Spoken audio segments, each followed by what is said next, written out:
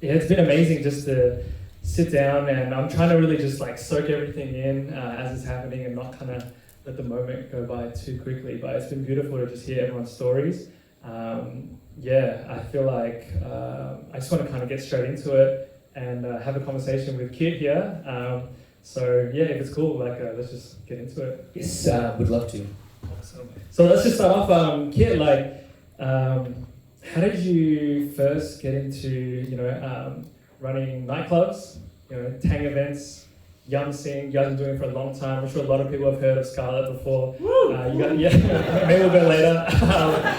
How did you get into the clubbing scene, and what was that journey like for you growing up, as a Vietnamese Australian? Sure.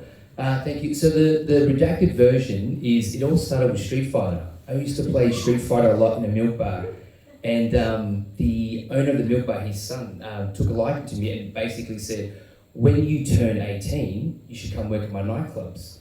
And I said, why not? At the age of 18, handed in my first guest list at Silver's nightclub in Toorak. From there I just sort of learned how to promote, and then from there learned how to manage. And I found my sort of calling and went back to uni because I did really badly in year 12, and I just didn't care enough. But as soon as I found my passion, I went back to uni and studied, and from there I just took all that I knew from marketing and management, that's my background, and applied that to nightclubs. It was basically the wild, wild west back then. Like, people weren't really having meetings. If they were, they didn't even hear of an agenda. There's no minutes of what's this. So we applied a lot of those things to it, and then from there we just grew and started running nightclubs. From there, the nightclub owner said, we don't want you to go to another nightclub. Would you like to buy into this next nightclub with us? So we became nightclub owners. So we own Bond, we own Miss Collins, co-owners with our business partners. And then from there they said, do you want to do 2,000 pack shows at the docks? So we started doing that. It was successful. 2,000 became 5,000. 5,000 then became, I don't know if you guys know the brand, God's Kitchen. Yeah. So it's a dance music band. So we did the last God's Kitchen in Australia. We did 8,000 people. And from there, that was when we flew over to Amsterdam to negotiate the deal to bring Ultra into Australia. So it took 3 meetings. It started off in Amsterdam, kicked off the negotiations. Then we went to Ultra Singapore, it was Miami first, to nail all the finer details, because it's a pretty expensive project. And then we finally signed the deal in Singapore. And then the following year, we did the first Road to Ultra at Sydney My Music Bowl. So then from there, I felt like I had climbed as high as I could. And at that time in my career, it was probably about 20 years in, I was starting to get pretty bored. The first 3-4 years of running Ultra was really fun. I think, Kat, you might have been involved in some of the Ultra assets that we built in the second, third years. It was good. And then from there, Tina got involved, and she was doing some marketing and running the marketing for me at Ultra when we did it at Flemington. So it was really good to sort of see the connections and see some of my team members flourish in their own field. But it got to a point where I got really bored, and I wasn't just excited anymore, I wasn't challenged. And one of my business partners saw that in me and knew that I love F&B and said, do you want to head up a restaurant/karaoke? And I jumped at it, and we created the brand Yum Sing House.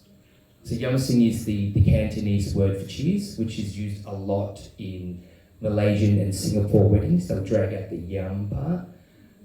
But it's also playing words. Yum is for the restaurant and sing is for the karaoke. So hence the name. That's how it came about, yeah.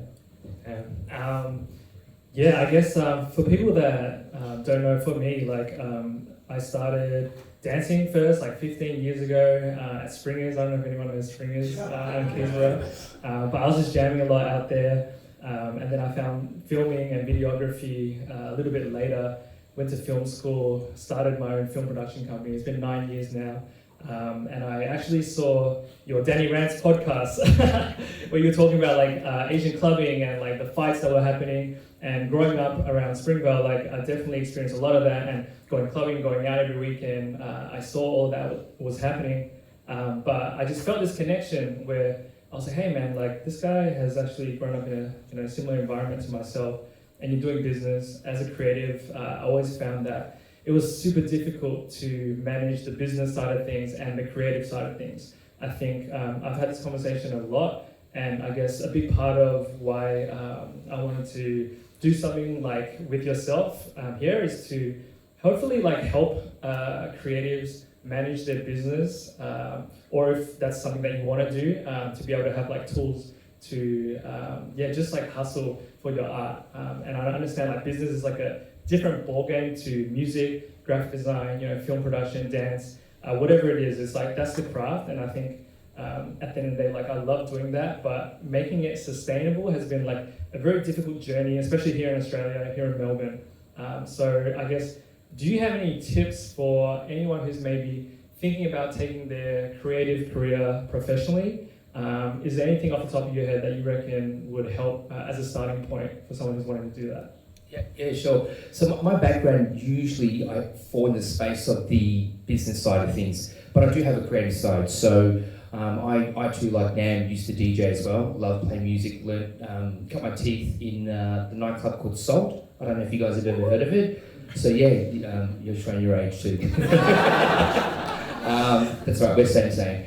So what happened was, when I was navigating through, because I was so used to be in the creative space in terms of graphic design and stuff like that, not as the graphic designer, but the person that's guiding the graphics. So it's kind of like your quasi, I used to call myself like a fake graphic designer, because I'd have a professional move the pixels for me, but I knew the vision that I had. So I guess my advice is, it's a really tough road to navigate between keeping it real with your passion, but also how do you monetize it? And I think the best advice that I could try to give to you is that you have to have a plan B. Like, as much as it is important for you to chase your passion, your career, that's got to sort of be in the background developing, because you've still got to pay the bills. That's the reality of it. Like, as much as you want to be an entrepreneur as well on the side, you have to have a very clear goal in what it is that you want to do, but at the same time balance that in the immediate future with how you're going to eat. You have to have a job, and one of the things you can do is try to find a job that's in the industry or in a field that complements that, so that you're not so departed from what you're trying to chase as a career. Awesome. I guess like going off that as well, and what would you say to someone who's maybe they're making money from their passion, from their creative endeavor, but they're not sure about pricing and how to actually like negotiate deals or look at working with clients? Like, do you have any tips in terms of navigating that space? That's really hard, because I'm not in the industry that you guys are in, but I can do is share with you. For instance, when I was DJing, I would look to other DJs that I thought, my skill set, I reckon, is about that, because I get booked the same early sets as them or whatever. I say, what are you charging? And whatever they're charging, if you want the gig, you undercut them, right? If I'm just saying, like, as in not to take their word, but if you were to go to somewhere else, because the market price. Let's just say that when we first started, the guy that I thought was just as good as myself, he's charging 70. Well, if you went to any other venue and you said, I'm offering 60, you get the work. You get your foot in the door. But if you're beyond that and you're sort of a bit further in your career, then you'll need to start pricing your time, how much it's worth. It's an opportunity cost. So if you were to work somewhere else, let's just say, and you were being paid $45 an hour, well, you want to make at least that. So when you price that in, you might try to put it in your quote that you're $50 or $80 an hour, and keep pushing that. Each time someone accepts a quote with you, you've got to turn and say, okay, well, next time I'm going to go up it to 90. Keep pushing that ceiling until they push back. Then you'll know you've discovered your ceiling, and then from there you need to level up. So instead of increasing your price, you need to increase your skill set. Once you think you've leveled up with your skill set, go back to other clients and say, this is what I'm doing now, push it to 120. If they accept it, great. And it also depends how quickly they accept it. If they accept it without any negotiation with you guys, you know you've probably asked a little bit too low. So the next client asks for 140. Before you know it, again, you'll hit that ceiling, then level up again, and rinse and repeat. Nice. I'm curious to know, in terms of, because I feel like the way that you structure everything is very structured, and the way that you look at the numbers is very clear cut. But I guess sometimes when you're in it and you're creating and you're constantly going, I feel like sometimes when you're dealing with both sides of things, when it comes to like the numbers and charging and then dealing with that, you kind of hit this like creative burnouts where it's like, all right, I'm earning money from this, I'm working hard, I'm figuring out the numbers, but then the creative side of things kind of takes a toll where, all right, am I doing this just to get paid now as well? And the passion that you had at the start of it starts to kind of fade because you're thinking about the numbers a lot, and obviously you've got to keep the lights on. Is there any advice that you might have for managing that? We kind of briefly spoke about it the other day when we were chatting, and I thought it was a pretty cool way that you looked at things when it comes to creative burnout. Yeah, so Dave and I had a conversation about this, and I said to him, I experienced it, and I'm sure you guys would experience it as well, whether you're in creative space or not, but it gets to a point where you feel like that passion isn't there. It is so hard to get out there and think of that next song, that next rap, or that next DJ set. And I think that it's really important for you because your cup is empty. Like, you don't really have much, you're running off fumes. So it's really important then to go revisit some of the things that you do like, that you do love. Because indirectly, sometimes spending time with people or family that you love, it replenishes you. Like, it really nourishes your soul. As much as it sounds like a cliche, you do some things that you really love and you're being true to yourself, you re-energize yourself. Go out and, I don't know, if you love hiking, go for a hike. When was the last time you went camping? Reconnect with something, because sometimes inspiration and ideas come at the weirdest times. Like, I could be on a treadmill 7 a.m. in the morning and I'll get an idea for a young child idea.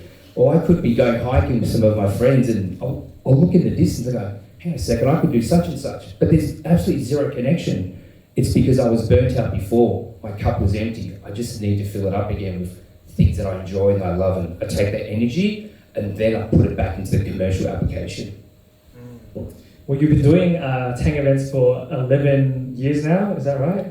So Scarlett, the brand, is 11 years, but Tang, we started in 2008. So I'm one of those Asians that can't maths. What's that? 2008. Is it? 17. Thank you. 17. I was one of those Asians that weren't good with a calculator or an abacus. But 17 years we've been doing Tang, but I've been in the nightclub industry for 30 years. Yeah, so if you carbon date me, I'm 48. Yeah. 30 years in the industry is a solid amount of time to be in one industry as well. What has it been like for you to, from day one to where you are today? Is there anything that you feel like has been the biggest lesson that you've learned across the years that has helped you continue to do what you do? Yeah, I've made a lot of mistakes in these 30 years, and I couldn't really narrow it down to any sort of one significant one. There's a lot of them, but a small handful really resonate with me, which is, and when I first walked into the room and the four panelists, they had some really, really good advice, and I'm resonating with that as well. Be true to yourself.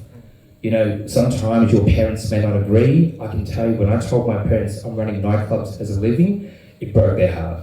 They thought, no, doctor, But what happened was, because I ran it successfully, and we had some of the guys from Australian Idol down, and my mum used to watch that, and that was the turning point. She became, proud and stuff. But in essence, you do have to be true to yourself, which is what I really resonate with that. The other advice is always have a plan. Like, if you go into something without a plan, it can end really disastrously for you. Like, I had a bow project in Footscray called the Bow Bros, and we went into that without a plan and we lost a lot of money. But if I had a plan, I would have known, okay, at what point do I exit that's too much money that I'm going to lose anymore? At what point do I call it success so that we can level up and invest more money? And that's what I would recommend to creatives, because I know that you guys operate from the heart. You probably make more moves, decisions from the heart than the head, and there's nothing wrong with that. That's where magic comes from. But at the same time, if you don't have a plan, especially the numbers side, it can be really detrimental to a career. You can burn up the money very quickly. Yeah, that's really good advice. I guess the next step is like, well, then how do I make a plan? Like, how does someone actually sit down and think about the process for planning out, the next 12 months, 3 years, 5 years? Like, how would you go about, something like that as a creative? Yeah, that's a really good question. Can I just ask, he who is a creative, just by show of hands, just who's a creative, who he has a business plan? Keep your hand up. But you see what I mean, yeah? It can be very dangerous. So my advice is this. I love sharing conversations and stories with you guys, but I want you guys to walk away with some benefit. There is a tool that you can use, because when you do business plans, it can take you weeks, sometimes even longer, and it's very, very detailed. But there is a, Kat, if you can help me out, we used to use this plan all the time. It was the redacted version business plan. And Hi used to get us to do it all the time. But there's a redacted business plan. It escapes my mind now, sorry. But if you hit me up, I'll give you a link to it. What it does is it breaks everything down into 2 hours. That's all you need for 2 hours, because in those 2 hours, it asks you the fundamental 9 or 10 questions. It strips out all of the bullshit that you don't need. You don't need a degree in management or marketing. It just asks you the essential questions, and at the end of it, it spits out a business plan for you, because it takes into consideration the finances. So, sorry, I wish I had that off the top of my head, but it's a really good tool. Hit me up on Insta, I'll give you guys a link. Cool. Is there anything... Sorry, I remember it now. It's called the Lean Canvas. What's it called? It's called the Lean Canvas. Lean Canvas. Yeah. I guess in a nutshell, like what kind of questions does it ask you? So on the Lean Canvas, it'll strip back questions. The first thing it'll ask you is, what is it that you're trying to serve the need in the market? So if you are a creative and you're a creative designer, do you have a specialty? It asks you other questions like, what is your unique selling proposition? It asks you, what are your main revenue drivers that you drive an income from? It asks you, what are your main channels of communicating what you have to offer? But basically, it strips down an entire business plan that could take you a couple of weeks down to 2 hours. Once you have that, you have more clarity.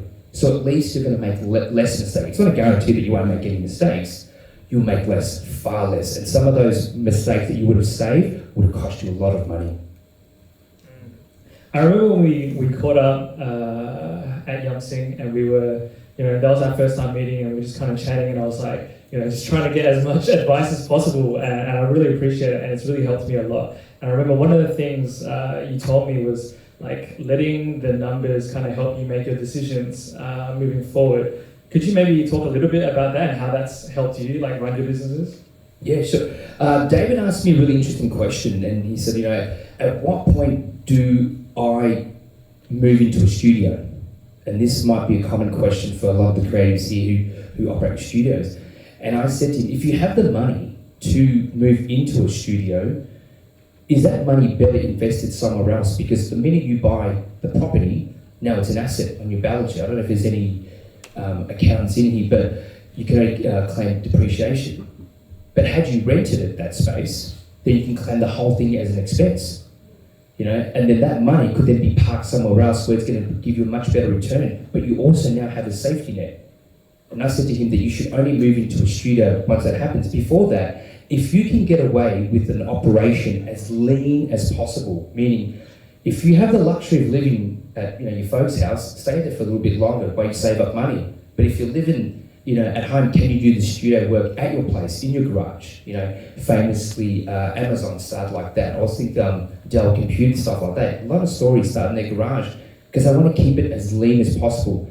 The minute you commit to a lease and now you have a shiny office or a shiny whatever, it's good for the first 3 months. You got your fancy business card and everything. And then once the bills come in, you might regret that decision. So my advice to David was, when you're faced with a financial decision, should I go buy that thing or not? Ask the question, have I been operating without that for this long, being that successful? If I have, then you don't need it. But if it's stopping you from getting jobs and bigger jobs, then maybe you do need it. And when you do need it, ask yourself, do I need to buy it? Do I need to finance it? Or can I lease it? There are so many ways. And I guess one of the best advice I could give you guys is, as a creative, find yourself a good accountant.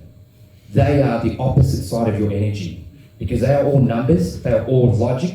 You think from the heart, they think from the head, and you guys will be a wonderful combination. But if you don't have someone look after your numbers, as a creative, you've got no one to guide you through this, and you'll burn through your money so quickly. Awesome. Yeah, I felt like that really changed the way that I was starting to think about my decisions moving forward when it comes to, I guess, like the business side of things, the logistics side of things. I'm a bit conscious of time, so I'm going to get into the two kind of main things that we actually mentioned that we wanted to share. One was like working with partners, and you mentioned working with a lot of different partners when you first started and navigating that space. We went really into it our last conversation, but can you share a little bit of advice, I guess, for when you're partnering up with people from a business perspective and how to navigate that space? So in Tang, I have 8 business partners, but it actually started off with 17. The reason I was 17 was we were 3 competitors coming together. So instead of leaving anyone behind, we absorbed everyone as a partner. But over time, we reduced it. But my advice is when you do pick business partners, you have to invest the same care as you would a life partner, like a marriage. The reason being is you're going to be stuck with this person for a very long time. You want to know that they have your back. You want to know that you share common values. You want to know they'll be there for the long run and be an honest business partner. I have seen a lot of business partners become great friends out of respect for each other. I have not seen many good friends become great business partners. I'm not saying it doesn't work, it doesn't happen, but you have to find the professional fit best for you guys. And the other thing that I learned from earlier on is when you have 2 business partners. Libraries are dark and close in half an hour. All public distributors will close in 15 minutes. If you'd like to join the library, please go to the membership desk on the ground floor. Quick ad break. So when you do pick a business partner, if you guys are too similar, then one of you is redundant. So for instance, I'm the marketer in Tang. I've got a guy that looks after the numbers, the CFO. Then we've got Kenneth, who's like the head strategic long-term thinker. And then we've got Damien, who looks after music, artists and tours. None of us overstep each other, and we lean on each other's expertise, and that's why it works so well. The other thing is when you get into a business partnership, again, go see this accountant, because they can give you the templates to set up your company constitution. There are so many uncomfortable conversations that you need to have with your business partnership before the bad shit happens. Because once it happens, it's an argument and you've got nothing to lean on. Something as far-fetched as, for instance, in the event of my death in the company, where does my assets go to? You need to discuss these things, If you want an exit clause, what do you base the shares on at the time when you sell it? If you have all of this neatly outlined, there is no guessing and there is no ugly fallout. So the first thing is pick the right business partner and take your time, find complementary skill sets that, complement what your weaknesses are, and also have all the documentations like the company constitution in place to protect you guys.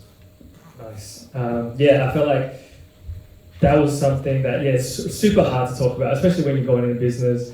It's an uncomfortable conversation, but I can definitely see, how relevant it can be, in the worst of times, but also, being able to, comfortably talk about it with your business partners is key. I guess in terms of talking about it, I feel like money is always like a taboo topic sometimes, when it comes to negotiating, and we touched on this as well, was like, all right, so you're going into business with people, how do you actually split up the shares and how much, is everyone chipping in? And then how do you divvy up the profits? Like, how does it actually work? Because I feel like a lot of people don't talk about this, and it's kind of like, under the covers, and you know what happens, but it's like, how do you actually go about negotiating something like that?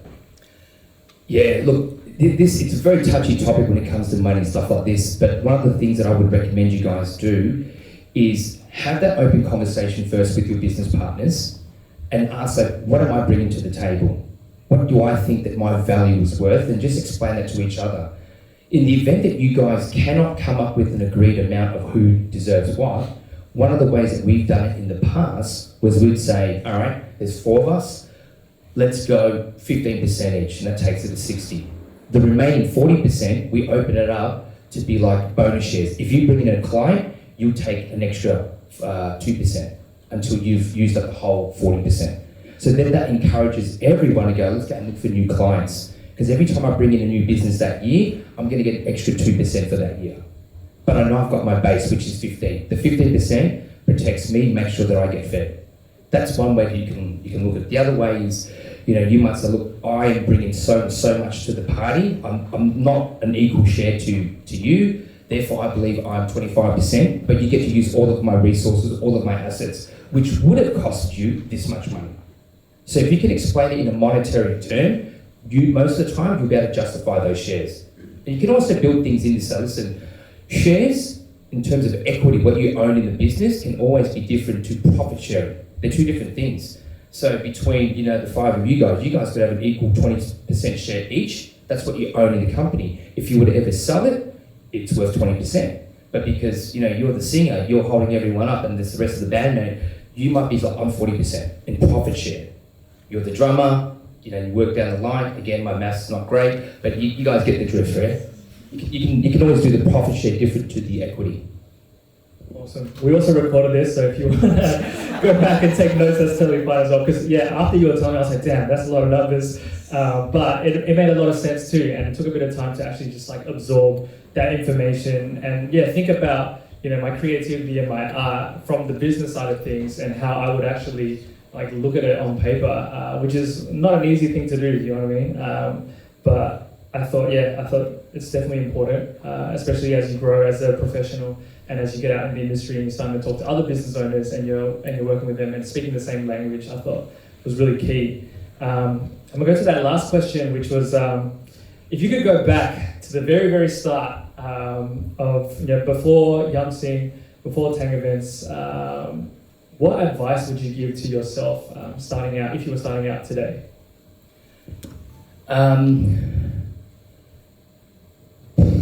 There's a lot of things I'd like to tell myself, but I think one of the biggest one is to save money. Like, you just don't know what kind of opportunities come, and they always require, money to invest. Saving is really important, but also be true to yourself. I'm not saying that as advice that I wasn't true to myself. I was quite lucky. Growing up, I was, somewhat fearless in a way where I just chased and did whatever I wanted to do. But like what some of the panelists earlier said, just be true to yourself. Sometimes it's hard that your parents won't accept it, and it hurts. It does. I understand, but they'll come around. One of the things that Nam also said that really resonated with me also is that when you do go through that door, just keep it open for the next person as well. And that's a really nice touch from what Nam said. But in terms of advice back to myself, and like just be you, just be true to yourself. If you love doing something and you've got passion for it and you believe in it, just keep going. Don't let someone else say, because have you guys ever heard of the FEAR acronym? So FEAR, apparently it stands for false evidence appearing real. So if you remember that, next time you're faced with fear, like, ask yourself, is this all in my head? Am I judging myself? Earlier this week I had a chat with Tina, and she was experiencing something like that where she was doubting herself. She's such an amazing, accomplished young professional, but sometimes doubt just hangs in that. When you develop the fortitude in your mind to have those conversations in your darkest hour, whether you're in Saudi Arabia by yourself or wherever in the world, if you have that strength, you are unfucking beatable, like, honestly. So you just have to develop that healthy conversation in your mind. On that note, I'd like to say thank you very much for sharing. Kiet, big round of applause, please. Thanks a lot. Thank you. Man, thank you for being so generous with your time and sharing it with me as well, and being a part of this and just saying yes. I literally just hit you up on a DM like, hey man, do you want to do this thing with VAPN? And it was really cool that you were so down to be a part of it and really like, not just do it, but also like, make the time to, have our conversations for what we were going to do. And also be down to host an after party at Yum Sing as well, which is crazy. And I really feel, your sentiment with what Nam was saying in terms of like opening the door, because I feel like you're doing that for me. So yeah, thank you, man. My absolute pleasure. Thank you, guys. And it's just really good to see a whole room full of young creatives. Big shout out to Nam. and David and their team, Liam, for putting something like this together, because growing up, I never had this. Now we never had this. We didn't even cross paths that much. Yeah, I wish we did. But it's good to see these guys put on something like this, and I hope it continues, and to see Diane flourish as a comedian as well, flying the flag as well. It's really good to see a room full of young Vietnamese, Asian professionals and creatives.